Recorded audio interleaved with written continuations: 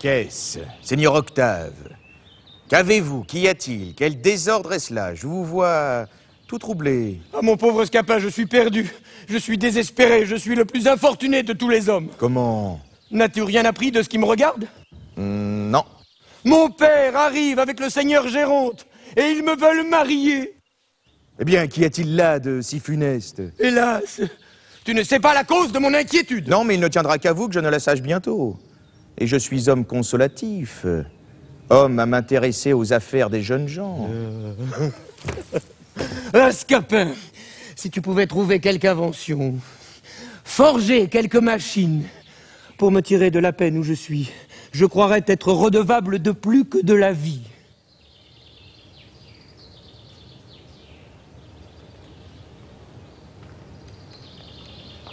À vous dire la vérité, il y a peu de choses qui me soient impossibles quand je m'en veux mêler. Oui, j'ai sans doute reçu du ciel un génie assez beau pour toutes les fabriques de ces gentillesses d'esprit, toutes ces galanteries ingénieuses, à qui le vulgaire ignorant donne le nom de fourberie. Et je puis dire sans vanité qu'on n'a guère vu d'homme qui fut plus habile ouvrier de ressorts et d'intrigues, qui ait acquis plus de gloire que moi dans ce noble métier. Mais, ma foi, le mérite est trop maltraité aujourd'hui, et j'ai renoncé à toute chose, depuis certains chagrins d'une affaire qui m'arriva. Comment?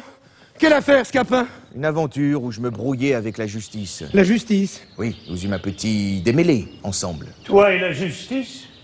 Oui. Elle en usa fort mal avec moi. Ouh. Et je me dépitai de telle sorte contre l'ingratitude du siècle que je résolus de ne plus rien faire.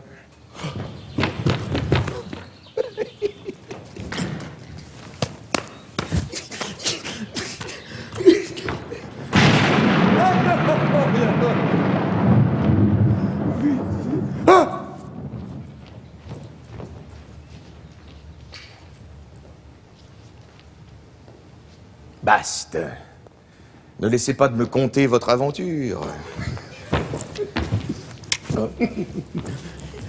Tu sais, Scapin, qu'il y a 2 mois que le seigneur Géronte et mon père s'embarquèrent ensemble pour un voyage qui regarde certains commerces où leurs intérêts sont mêlés. Je sais cela. Et que Léandre et moi nous fûmes laissés par mon père. Moi sous la conduite de Sylvestre et Léandre sous ta direction. Oui, je me suis fort bien acquitté de ma charge.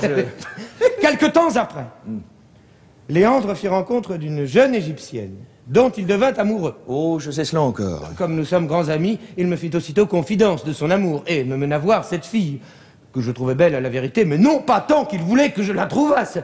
Il ne m'entretenait que d'elle chaque jour, m'exagérait à tout moment sa beauté et sa grâce, me louait son esprit et me parlait avec transport des charmes de son entretien dont il me rapportait jusqu'aux moindres paroles, qu'il s'efforçait toujours de me faire trouver les plus spirituelles du monde. Il me querellait quelquefois de n'être pas assez sensible aux choses qu'il me venait dire et me blâmait sans cesse de l'indifférence où j'étais pour les feux de l'amour. Je ne vois pas encore où ceci veut aller. Hein? Un jour que je l'accompagnais pour aller chez les gens qui gardent l'objet de ses vœux, nous entendîmes, dans une petite maison d'une rue écartée, quelques plaintes, mêlées de beaucoup de sanglots.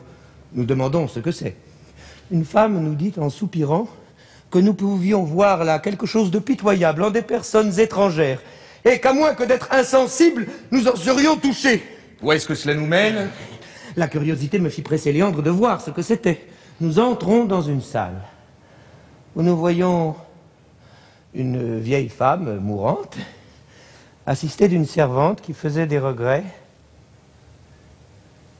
et d'une jeune fille toute fondante en larmes, la plus belle et la plus touchante qu'on puisse jamais voir.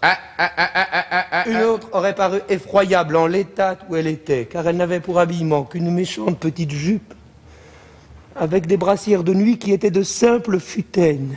Et sa coiffure était une cornette jaune, retroussée au haut de sa tête, qui laissait tomber en désordre ses cheveux sur ses épaules. Et cependant, faite comme cela, elle brillait de 1000 attraits, Et ce n'était qu'agrément et que charme que toute sa personne. Je sens venir les choses. Si tu l'avais vu, Scapin, en l'état que je dis, tu l'aurais trouvé admirable. Mais je n'en doute point. Et sans l'avoir vue, je vois bien qu'elle était tout à fait charmante. Ses larmes n'étaient point de ces larmes désagréables qui défigurent un visage. Elle avait à pleurer une grâce touchante. Et sa douleur était la plus belle du monde. Je vois tout cela. Elle faisait fondre chacun en larmes en se jetant amoureusement sur le corps de cette mourante qu'elle appelait sa chère mère.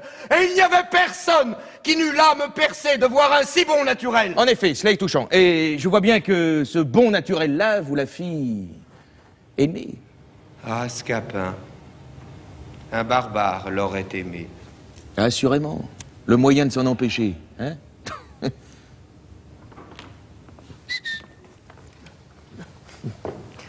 Après quelques paroles dont je tâchais d'adoucir la douleur de cette charmante affligée, nous sortîmes de là.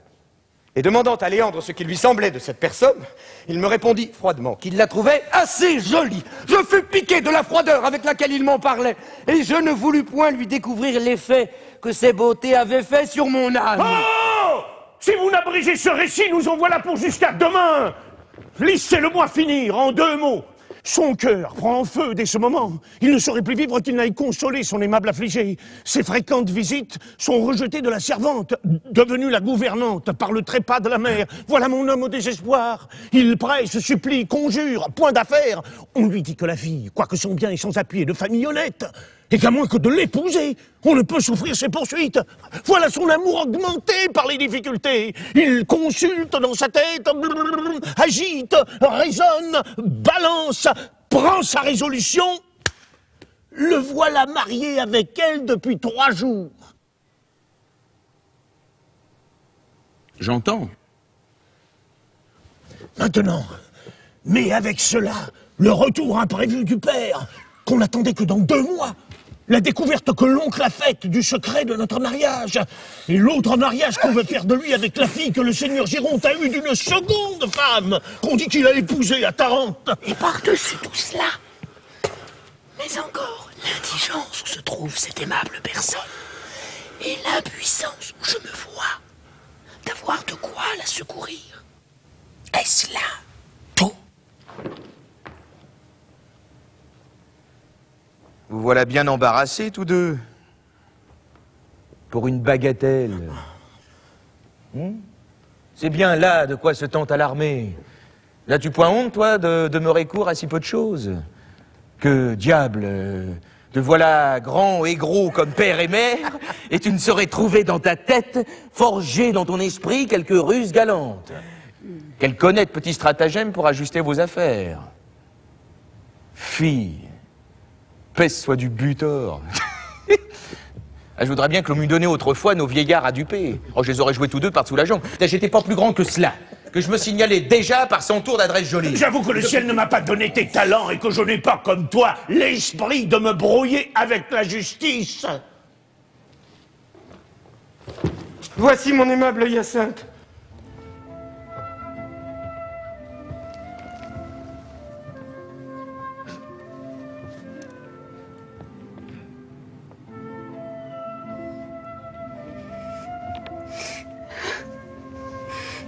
Octave.